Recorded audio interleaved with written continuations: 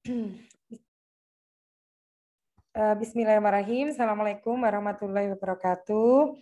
Berjumpa lagi dengan Bu Astri ya di mata kuliah Sosiologi Pembangunan. Nah, hari ini kita akan belajar mengenai globalisasi dan juga pembangunan berkelanjutan. Baiklah, Bu Astri akan share screen materi kita ya. Nah, ini materinya agak panjang gitu ya. Mungkin nanti rekamannya bisa lebih dari 20 menit. Biasanya yang Bu Astri maksimal 20 menit, tapi harapannya materi ini bisa menjadi bekal teman-teman untuk membuat sebuah artikel ataupun analisis-analisis terkait dengan masalah pembangunan gitu ya, yang menjadi tugas kita nanti di UAS. Nah, oke, baiklah Bu Astri akan share screen. Oke, eh, globalisasi ini dua kata yang sudah tidak asing lagi ya mengenai globalisasi dan juga pembangunan berkelanjutan. Ini Bu Astri full screen aja. Oke, apa itu ya yang disebut dengan ini? Nah, ini kita belajar dulu secara runut ya dari pembangunan ke globalisasi. Kalau sebelum mid semester kemarin kita sudah belajar mengenai teori modernisasi, teori ketergantungan, kemudian juga ada pembangunan di dunia ketiga. Nah, kita sekarang belajar mengenai apa itu globalisasi dan pembangunan berkelanjutan. Nah, ini dewasa ini ya kita menyaksikan krisis pembangunan gitu ya. Kapitalisme dunia ketiga tengah mengalami kebangkrutan. Nah, krisis terhadap pembangunan yang terjadi saat ini pada dasarnya merupakan bagian dari krisis sejarah dominasi dan eksploitasi manusia atas manusia yang lainnya. Kalau Bu Asri menjelaskan di perkuliahan sebelumnya yaitu mengenai teori pembangunan, yang mana teori pembangunan itu sebagai sebuah upaya gitu untuk mengatasi masalah-masalah yang terjadi di negara yang sedang berkembang gitu ya, dari dominasi negara-negara adidaya, adikuasa atau negara-negara industri yang sudah maju. Nah, krisis yang terjadi itu tadi yang sempat Bu Astri jelaskan juga itu merupakan ini tidak bisa lepas dari sejarah juga gitu ya, karena ada dominasi dan juga eksploitasi manusia atas manusia yang lainnya. Nah, nah ini proses. Nah, kalau kita membagi dalam waktu gitu ya, proses sejarah dominasi itu terbagi menjadi 3 periode formasi sosial. Nah, yang pertama periode kolonialisme, yakni perkembangan kapitalisme di Eropa yang mengharuskan ekspansi secara fisik untuk memastikan perolehan bahan baku mentah. Ini yang pertama. Yang kedua yaitu era neokolonialisme ketika modus dominasi dan penjajahan tidak lagi fisik dan secara langsung, melainkan melalui penjajahan teori dan ideologi. Era ini dikenal dengan era developmentalisme. Nah, periode ini ditandai dengan masa kemerdekaan negara dunia ketiga secara fisik gitu ya. Nah, ini. Kemudian periode selanjutnya ini masih lanjutan ya dari periode yang kedua tadi. Nah, pada era dominasi negara-negara bekas penjajahan terhadap bekas koloni mereka tetap dipertahankan melalui kontrol terhadap teori dan proses perubahan sosial mereka. Jadi yang pertama tadi kan era kolonialisme ya, kita kan ini kalau kita lihat di sini kan Indonesia banget gitu ya, dijajah oleh Belanda gitu ya, karena memang Belanda ingin memperoleh bahan baku. Kemudian di era kedua neokolonialisme di mana negara-negara sudah mulai merdeka gitu ya, baik secara teori dan ideologi. Nah, tetapi pada fase ini juga di neokolonialisme ini dominasi negara-negara bekas penjajahan terhadap bekas koloni mereka tetap dipertahankan melalui kontrol terhadap teori dan proses perubahan sosial mereka. Nah, dalam kaitan itulah sesungguhnya teori pembangunan menjadi bagian dari media dominasi karena teori tersebut direkayasa menjadi paradigma dominan untuk perubahan sosial dunia ketiga oleh negara utara. Nah, ini yang untuk di fase kedua. Nah, periode ketiga yaitu era globalisasi. Jadi ada 3 ya, tadi kan kolonialisme, neokolonialisme, dan yang ketiga ini adalah era globalisasi. Nah, era globalisasi ini adalah menjelang abad 21 ditandai dengan liberalisasi segala bidang yang dipaksakan melalui structural adjustment gitu ya, program oleh lembaga finansial global dan disepakati oleh rezim GATT dan perdagangan bebas atau WTO. Ini seperti teman-teman sudah sering mendengar di berita-berita gitu. Nah, dari pembangunan globalisasi itu apa sih sebenarnya? Kalau kita kok sering, wah ini ada globalisasi dan sebagainya, apa sebenarnya globalisasi itu? Nah, globalisasi itu adalah proses pengintegrasian ekonomi nasional kepada sistem ekonomi dunia berdasarkan keyakinan pada perdagangan bebas yang sesungguhnya telah dicanangkan sejak zaman kolonialisme. Jadi intinya ada integrasi gitu ya. Di globalisasi itu ada integrasi antara sistem ekonomi nasional kepada sistem ekonomi global atau dunia. Nah, kemudian yang kedua, para teoretisi kritis sejak lama sudah meramalkan bahwa kapitalisme akan berkembang menuju pada dominasi ekonomi, politik, dan budaya berskala global setelah perjanjian panjang melalui era kolonialisme. Nah ini ya. Nah, dalam kerangka pendekatan periodisasi sejarah seperti itu, peranan teori dan paradigma perubahan sosial dapat dipahami. Jika pada era kolonialisme, ilmu sosial melegitimasi kolonialisme dengan mengembangkan teori evolusi, dan Darwinisme, pada era selanjutnya teori dan ideologi ilmu-ilmu sosial modernisasi dan neoliberalisme juga berperan melegitimasi development dan globalisasi. Jadi ini ya tadi ya secara teoritis seperti itu. Nah, kemudian ini, nah perbedaan apa sih sebenarnya yang terpenting di era pembangunan dan globalisasi ini? Bedanya apa gitu ya kira-kira? Nah, jika pembangunan itu lebih menekankan pada pertumbuhan ekonomi nasional, seperti yang kita kemarin beberapa teori gitu, modernisasi, ketergantungan, dan juga pasca ketergantungan itu ya, ini pada globalisasi ini berbeda sekali dengan pembangunan. Nah, kalau di era pembangunan lebih menekankan pada pertumbuhan ekonomi nasional dan mereka lebih melihat ke dalam negeri sendiri.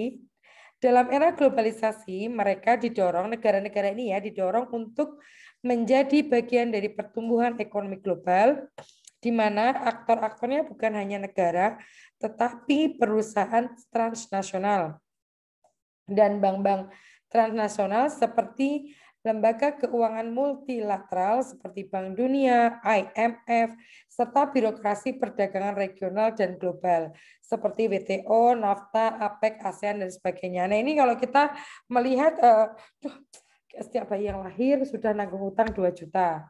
2 juta, 200 juta atau apa ya. Kemarin kan sempat ada apa meme-meme seperti itu juga ya. Ketika Indonesia memutuskan untuk menambah utang dari Bank Dunia seperti itu. Jadi perbedaannya jelas ya, kalau pembangunan itu fokus kepada internal di negaranya sendiri, gitu ya, fokus pada pertumbuhan ekonomi di negaranya. Pada era globalisasi ini setiap negara itu tidak lagi fokus hanya pada negaranya gitu ya, tetapi juga fokus pada pertumbuhan ekonomi secara global gitu ya, mulai dari bergabung pada sistem apa namanya perusahaan-perusahaan internasional dan juga pada keuangan bank-bank lembaga-lembaga keuangan internasional. Jelas ya di sini ya. Kita lanjutkan lagi. Nah, setelah istilah globalisme, maka kita sekarang Bu Asya akan menjelaskan mengenai istilah kapitalisme gitu ya. Dan ini kalau kalau teman-teman yang apa kadang-kadang aduh kapitalisme dan sebagainya. Apa sih sebenarnya kapitalisme itu? Nah, ini ya. Istilah kapitalisme berarti kekuasaan ada di tangan kapital.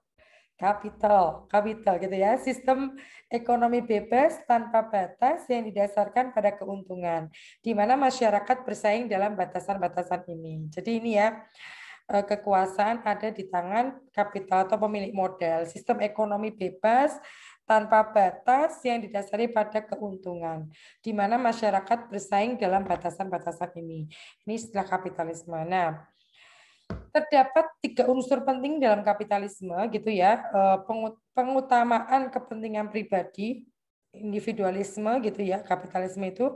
Kemudian yang kedua, persaingan atau kompetisi, dan yang ketiga ada pengerukan keuntungan. Jadi tiga unsur penting dalam kapitalisme itu adalah tadi individualisme, kompetisi, dan juga pengerukan keuntungan. Ini ya sangat tidak, makanya kalau kita bilang kapitalisme itu sangat tidak memihak kepada masyarakat miskin, masyarakat kalangan miskin seperti itu. Hanya mencari keuntungan pada orang-orang pemilik modal seperti itu ya. Nah, individualisme penting dalam kapitalisme sebab manusia melihat diri mereka sendiri bukanlah sebagai bagian dari masyarakat. Sedih banget ya ini ya. Akan tetapi sebagai individu-individu yang sendirian dan harus berjuang sendirian untuk memenuhi kebutuhan dirinya sendiri. Nah ini ya, kemudian masyarakat kapitalis itu apa sih sebenarnya? Nah, ini masyarakat kapitalis adalah arena di mana para individu berlomba-lomba gitu ya, berkompetisi satu sama lain dalam kondisi yang sangat sengit dan kasar. Ini adalah arena pertarungan sebagaimana yang dijelaskan oleh Darwin, di mana yang kuat akan tetap hidup, sedangkan yang lemah dan tak berdaya akan terinjak dan termusnahkan. Dan tempat di mana kompetisi yang sengit mendominasi. Nah, ini kejam sekali gitu ya, kapitalisme itu memang itu sudah individu, kompetisi, yang kuat akan kuat, yang lemah akan lemah. Nah, ini gimana ini gitu ya, seperti itu. Nah, ini kalau kapitalisme ini sangat tidak cocok untuk ideologi dari negara kita. Nah, kemudian ini menurut cara berpikir yang dijadikan dasar berpijak kapitalisme itu adalah ini, setiap individu dan ini dapat berupa seseorang, sebuah perusahaan atau suatu bangsa harus berjuang atau berperang hanya untuk kemajuan dan kepentingan dirinya sendiri gitu ya. Yang paling menentukan dalam perang ini adalah produksi. Nah, ini adalah untuk kapitalisme. Nah, kalau tadi disebutkan adalah untuk yang paling menguntungkan adalah pada sistem produksi. Nah, ini para produsen yang paling unggul akan bertahan hidup, sedangkan yang lemah dan tidak mampu bersaing akan tersingkir dan mati. Nah, inilah sistem yang sedang berlaku dan seolah tidak ada kepedulian bahwa mereka yang tersingkirkan dalam perjuangan sengit ini, mereka yang terinjak-injak dan jatuh ke jurang kemiskinan adalah manusia, gitu ya. Jadi memang sistem ini adalah sistem yang sangat kejam. Pemilik modal itu adalah yang akan menang. Kemudian yang kedua, yang lemah akan tersingkir, terinjak-injak seperti itu. Nah ini. Sebaliknya yang justru dianggap lebih penting bukanlah manusia. Jadi tadi kalau manusia tuh kayak nggak penting gitu loh ya, karena terinjak-injak gitu pada sistem kapitalisme. Nah, yang justru lebih penting di sistem kapitalisme ini adalah apa? Pertumbuhan ekonomi dan barang-barang. Ya ini produk yang dari ini ya, dari pertumbuhan ekonomi ini. Dengan sebab ini mentalitas kapitalis tidak merasakan adanya tanggung jawab moral atau hati nurani, ini yang perlu di-highlight ya. Mental kapitalis tidak merasakan adanya tanggung jawab moral atau hati nurani atas orang-orang yang terinjak di bawah kaki mereka dan yang harus hidup dengan berbagai kesulitan. Nah, ini ada Darwinisme yang diterapkan secara menyeluruh pada masyarakat di bidang ekonomi. Nah, ini ya parah sekali ya kalau kita melihat ini. Nah, kalau kebijakan-kebijakan di Indonesia sudah tidak memihak kepada masyarakat miskin dan hanya memihak kepada pemilik modal. Nah, ini yang harus kita koreksi. Kita sebagai masyarakat harus berani mengadvokasi, harus berani berjuang gitu ya, melawan kapitalisme. Nah, ini ya. Nah, kemudian ini selanjutnya adalah neoliberalisme. Nah, ini istilah-istilahnya ya yang teman-teman harus kita bahas gitu ya di mata kuliah sosiologi pembangunan. Nah, neoliberalisme. Nah, semua mekanisme dan proses globalisasi yang diperjuangkan oleh aktor-aktor globalisasi, yakni TNCS, Bank Dunia, IMF, kemudian juga melalui kesepakatan yang dibuat oleh WTO, didasarkan pada paham neoliberalisme. Nah, para penganut neoliberalisme percaya bahwa pertumbuhan ekonomi gitu ya dicapai sebagai hasil normal dari kompetisi bebas. Kompetisi yang agresif adalah akibat dari kepercayaan bahwa pasar bebas gitu ya adalah cara yang efisien dan tepat untuk mengalokasikan sumber daya alam yang langka untuk memenuhi kebutuhan manusia. Nah ini ya, nah ini juga pembahasan lain mengenai neoliberalisme, yaitu yang menjadi pendirian neoliberalisme adalah kebijakan pasar bebas yang mendorong perusahaan-perusahaan swasta dan pilihan konsumen, penghargaan atas tanggung jawab personal dan inisiatif kewirausahaan serta menyingkirkan birokrasi dan parasit pemerintah yang tidak akan pernah mampu meskipun dikembangkan. Nah, ini ya kebijakan mengenai ini ya pasar bebas gitu ya, kemudian juga yang mendorong gitu perusahaan-perusahaan swasta dan pilihan konsumen. Nah, ini yang tentang neoliberalisme. Nah, ini selanjutnya aturan dasar kaum neoliberal adalah apa? Liberalisasikan perdagangan dan finansial gitu ya. Bebaskan gitu ya perdagangan, keuangan gitu ya. Biarkan pasar menentukan harga, akhiri inflasi, stabilisasi ekonomi makro dan privatisasi. Terus ada kebijakan pemerintah haruslah menyingkir dari penghalang jalan ini dari Chomsky tahun 1999. Nah, ini gimana nasibnya ya kalau liberalisme gitu ya. Kalau di Indonesia kayaknya kejam banget gitu ya, liberalisme perdagangan dan finansial, bahkan pasar menentukan harga gitu ya. Nah, ini kalau pasar yang menentukan harga, habislah masyarakat miskin gitu ya.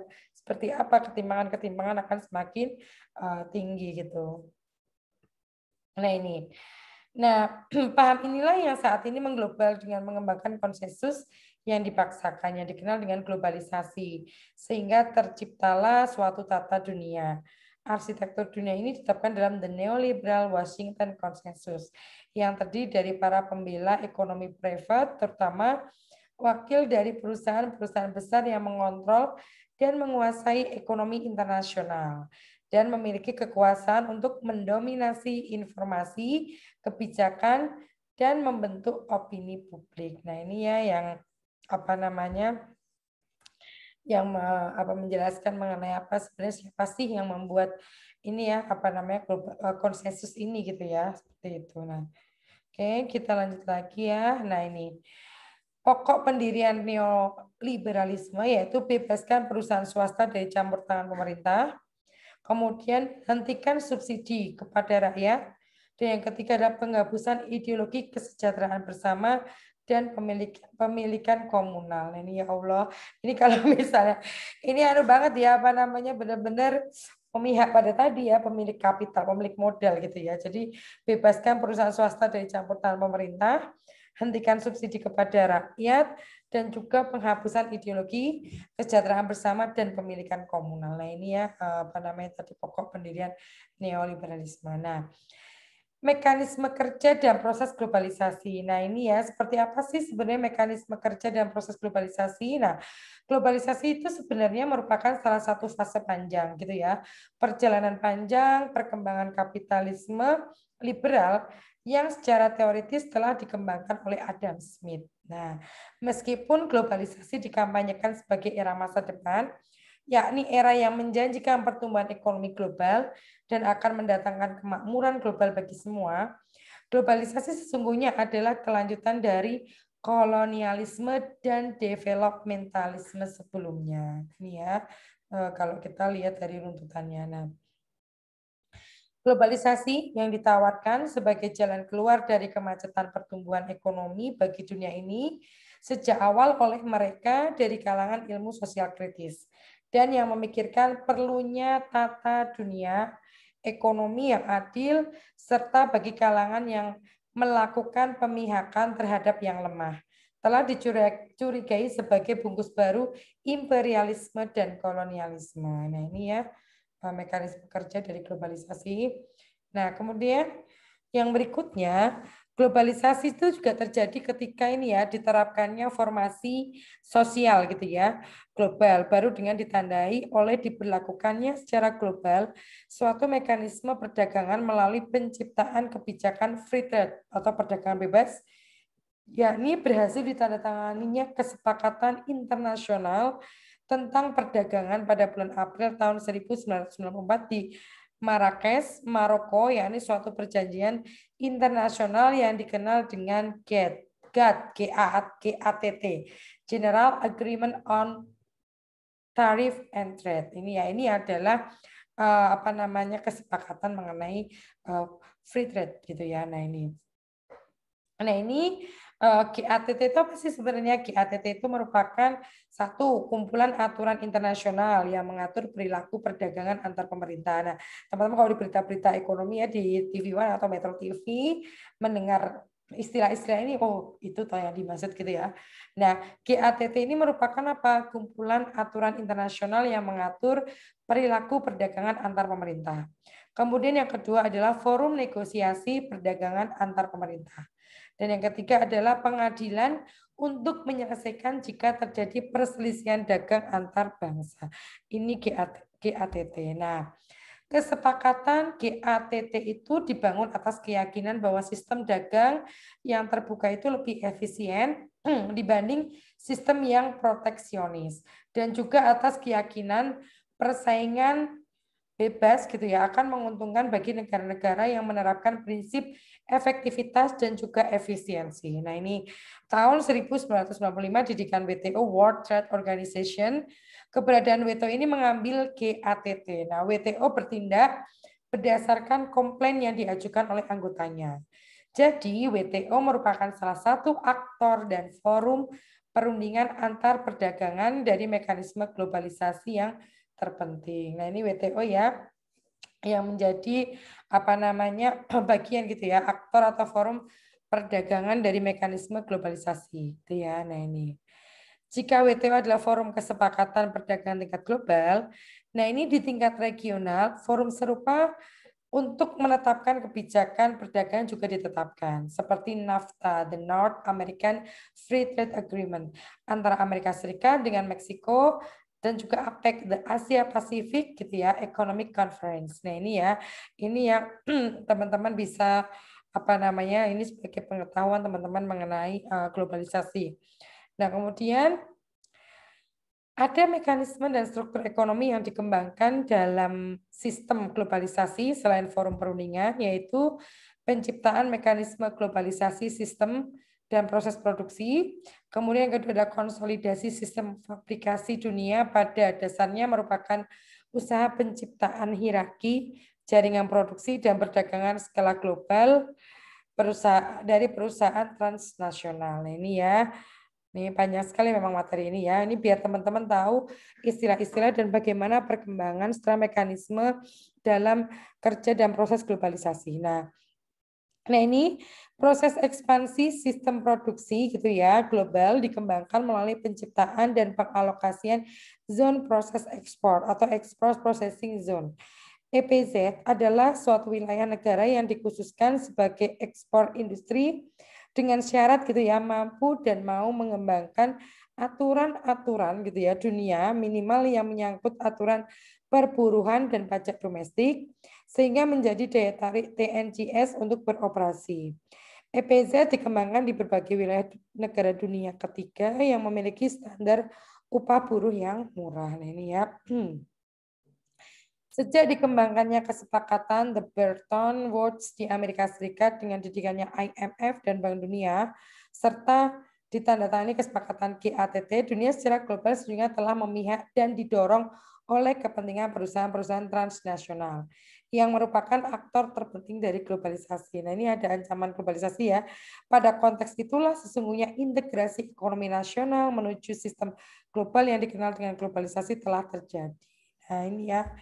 Ini sejak ini ya dikembangkannya The Bretton Woods di Amerika Serikat dengan didikannya IMF dan Bank Dunia gitu ya, serta ditandatangani kesepakatan GATT. Nah ini dunia secara global sehingga telah memihak dan didorong oleh kepentingan perusahaan-perusahaan transnasional. Nah ini ya ancaman globalisasi yang lainnya yaitu apa? Kesepakatan tersebut secara teoretik berhasil memaksa keinginan perusahaan-perusahaan tersebut untuk mendesakkan terjadinya reformasi kebijakan nasional, terutama di negara-negara dunia ketiga dalam berbagai bidang, seperti bidang pertanahan, perpajakan, dan juga investasi. Nah, itu tadi mengenai globalisasi yang cukup panjang sekali, mulai membahas zaman kolonialisme hingga zaman globalisasi. Nah, ini kita akan berlanjut ya ke sedikit lagi mungkin ya Bu Astri akan menjelaskan mengenai pembangunan berkelanjutan. Tapi kok saya lihat udah lebih dari 20 menit. Ini untuk pembangunan berkelanjutan, Bu Astri lanjutkan ke video yang minggu depan gitu ya. Nanti minggu depan Bu Astri akan jelaskan mengenai pembangunan berkelanjutan. Ya, terima kasih. Kalau ada pertanyaan nanti langsung di grup WA saja. Silakan absen di kolom komentar. Terima kasih atas perhatiannya. Wassalamualaikum warahmatullahi wabarakatuh.